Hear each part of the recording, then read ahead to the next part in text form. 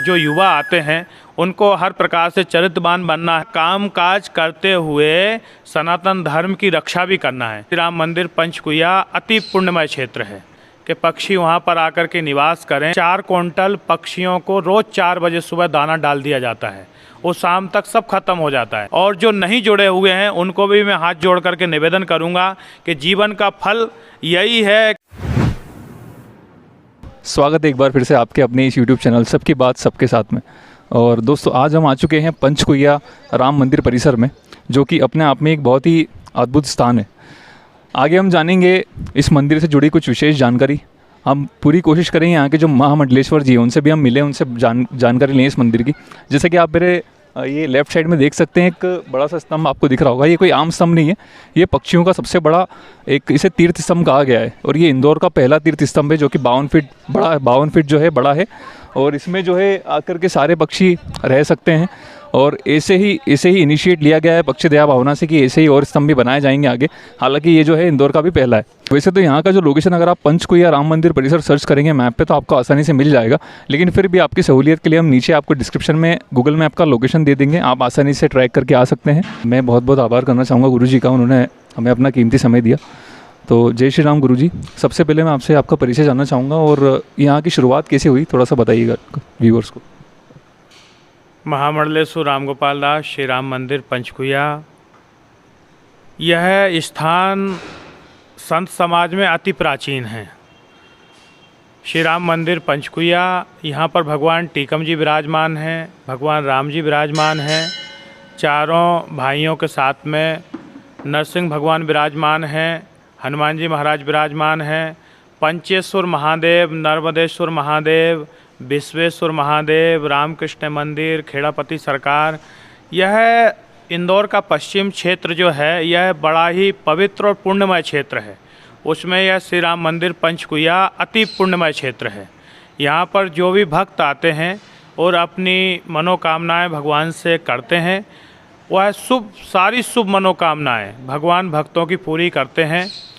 इसमें समय समय पर सनातन धर्म के उत्थान के लिए, हिंदू सनातनियों के लिए शास्त्र इत्यादि की शिक्षा भी दी जाती है।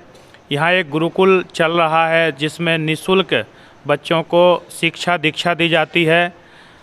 आप पीछे जाएंगे तो हमारी 2 बड़ी गौशालाएं हैं, करीब 400 लगभग गौवंश यहाँ हैं जो सुखपूर्वक विचरण कर रहा है। एक पक्षियों के लिए स्तंभ भी बनाया हुआ है कि पक्षी वहाँ पर आकर के निवास करें। और हमारे यहाँ के जो प्रमुख भगत हैं हरि अग्रवाल और श्री नारायण अग्रवाल जी 420 पापड़ वाले, वह पक्षियों की बहुत अच्छी व्यवस्था किए हैं। श्रावण और भादों में लगभग 4 क्विंटल पक्षियों को रोज़ 4 बजे सुबह दाना डाल दिया जाता है, वो शाम तक सब खत्म हो जाता है। फिर सफाई करके सुबह पुनः ऐसी 2 महीना 2.5 महीना चलता है। रेगुलर में पक्षी भी आते हैं उनके विश्राम के लिए भी। कोई भी भारतवर्ष में जो भी संत है कहीं से भी हो, उसकी कोई जाति नहीं, उसका कोई कुछ भी नहीं पूछा जाता है। यहाँ आकर के आसन लगाए और वह अपना जो अपनी अपनी उपासना के अनुसार अपनी उपासना करे। अब तो वो होना चाहिए सनातनी, उपासना करे। उसको यहाँ रहने की व्यवस्था होती है, यहाँ भोजन की व्यवस्था होती है। और अगर उसको लगता है कि हमको कुछ चिकित्सा इत्यादि की व्यवस्थाएं भी चाहिए है तो वह भी हमारी संस्थाएं उनको उपलब्ध कराती हैं। गुरुजी, रानीपुरा में एक जो राम मंदिर है वो कहा जाता है कि वो भी आपके सानिध्य में उसका निर्माण किया गया, थोड़ा सा उसके बारे में बताएंगे। वह भी अति प्राचीन श्री राम मंदिर है। वहाँ संतों की परंपरा महामंडलेश्वर श्री राम भरोसे दास जी महाराज जी आए, अयोध्या के थे, रामलला को साथ में लेकर के आए। कान्हा नदी का सुरम्य तट उनको जो दिखा, जंगल था बहुत, संत जंगल में ही अपना आनंद खोजते हैं। वहीं पर रामलला को ने विराजमान करके कान्हा नदी के किनारे आराधना शुरू की और बहुत सारे लोग वहाँ से जुड़ गए, बहुत सारे संतों की समाज वहाँ आने लग गई। और इसके बाद में जब रेलवे स्टेशन और बस स्टैंड वहाँ बना तो क्या संतों के पास में निष्किंचन संत हुआ करते थे, उनके पास में कुछ धन तो हुआ नहीं करता था। ट्रेनों में फ्री में आ जाते थे ओंकारेश्वर और महाकालेश्वर, नर्मदा क्षिप्रा में स्नान करने के लिए। तो वह स्थान पास में था, कोई भी संत चल करके आ जाते थे। और वह इतना साधु सेवी स्थान था कि हमारे पूज्य गुरुदेव के गुरुदेव भगवान बताते हैं, महामंडलेश्वर श्री बालकृष्ण दास जी महाराज, कि ब्यारू होने के बाद में, रात्रि का भोजन होने के बाद में करीब 5 लोगों की ताज़ा भोजन बना करके रखा जाता था कि कब कोई रेलवे से या बस स्टैंड से उतर करके संत आ जाएंगे तो उनके प्रसाद की व्यवस्था, और वहाँ रहने तभी दिया जाता था चाहे कभी आओ, जब प्रसाद पालोगे तो ही आसन लगाने की परमिशन हुआ करती थी। तो ऐसा वो साधु सेवी स्थान था।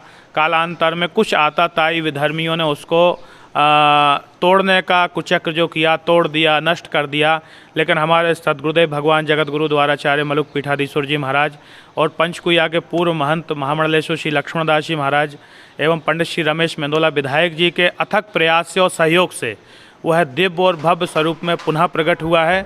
उसी प्रकार से भगवान की सेवा, अतिथि की सेवा, संत गौ ब्राह्मण की सेवा वहाँ पर शुभारंभ हो गई है। पंडित जी, इस मंदिर में कोई विशेष आयोजन किए जाते हैं किसी विशेष तिथि पे? हमारे यहाँ प्रायः जितने भी त्यौहार होते हैं सब त्योहारों को मनाते हैं। हम शिवरात्रि पे भगवान विश्वेश्वर महादेव का खूब अच्छे से श्रृंगार करते हैं। श्रावण में पूरा 1 माह तक अखंड रुद्राभिषेक चलता है। पूरा ये इंदौर का प्रथम स्थान है जहाँ पर पूरे महीने अखंड रुद्राभिषेक चलता है। रामनवमी पर राम जी का अभिषेक होता है, आरती होती है, राम रथ यात्रा निकाली जाती है, कृष्ण जन्माष्टमी मनाते हैं, नरसिंह चतुर्दशी भी मनाते हैं, अनंत चतुर्दशी मनाते हैं, और जितने भी प्राय प्रमुख त्यौहार हैं सनातनियों के वह सब यहाँ मनाते हैं। और गोपाष्टमी भी हम खूब धूमधाम से मनाते हैं। उस दिन गाय को स्नान कराते हैं, सजाते हैं और फिर गाय का प्रसादी होती है। अभी गुरुजी रामलला के आगमन के बाद से सनातन धर्म की एक अलग ही लहर चल पड़ी है हमारे देश में। कोई उसके उपलक्ष्य में आप कोई आज की युवा पीढ़ी को हमारे चैनल के माध्यम से कोई मैसेज देना चाहें अपनी तरफ से? आपने बहुत अच्छा क्वेश्चन किया है, प्रश्न किया है।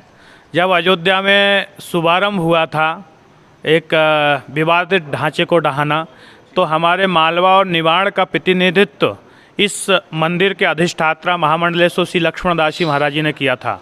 पूरे मालवा में चल कर के एक राम नाम की अलग जगाई थी, और वही सब संतों का प्रताप हुआ कि रामलला दिव्य और भव्य महलों में विराजमान हुए, जहाँ पर हर सनातनी जाकर के वहाँ आराधना उपासना कर रहा है, अपने आप को गौरवान्वित महसूस कर रहा है, अपने सनातन धर्म की परंपराओं को वहाँ जा कर के वह श्रवण कर रहा है, समझ रहा है, सोच रहा है। अब युवा पीढ़ियों के ऊपर कंधों पर वजन युवाओं के रहता है, क्योंकि जो युवा आते हैं उनको हर प्रकार से चरित्रवान बनना है, बिना नशा के होना है, एक बहुत अच्छा कामकाज अपने कैरियर के लिए करना है। तो अपना कामकाज करते हुए सनातन धर्म की रक्षा भी करना है, क्योंकि धर्मो रक्षति रक्षतः, जो धर्म की रक्षा करता है धर्म उसकी रक्षा करता है। जब हम धर्म की रक्षा करेंगे तो धर्म हमारी रक्षा करेगा। तो युवा पीढ़ियों को चाहिए कि वह जो आज का परिवेश है, एक राम मंदिर के साथ साथ एक नए युग की शुभारंभ हो गया है, और हमारे सनातनी युवा जो भटके हुए थे, इधर उधर भूले हुए थे, वो प्रायः मूल धारा से, सनातन की मूल धारा से जुड़ रहे हैं। और जो नहीं जुड़े हुए हैं उनको भी मैं हाथ जोड़ करके निवेदन करूंगा कि जीवन का फल यही है कि आप भगवान श्री राम जी के चरणों के शरणापन्न हो जाएं, और उसके बाद में आप जितने अपने माता पिता, अपने परिवार, भाई बंधु सबकी सेवा करें, राष्ट्र की सेवा करें। क्योंकि अगर अपने घर की रक्षा कर पाओगे आप तो अपने मोहल्ले की रक्षा कर पाओगे, मोहल्ले की रक्षा से आपके शहर की रक्षा होगी, शहर की रक्षा से आपके राष्ट्र की रक्षा होगी। जब आपके राष्ट्र की रक्षा होगी तो आपका राष्ट्र उन्नत होगा और एक ना एक दिन विश्व गुरु के कगार पर पहुँचेगा बनने के लिए।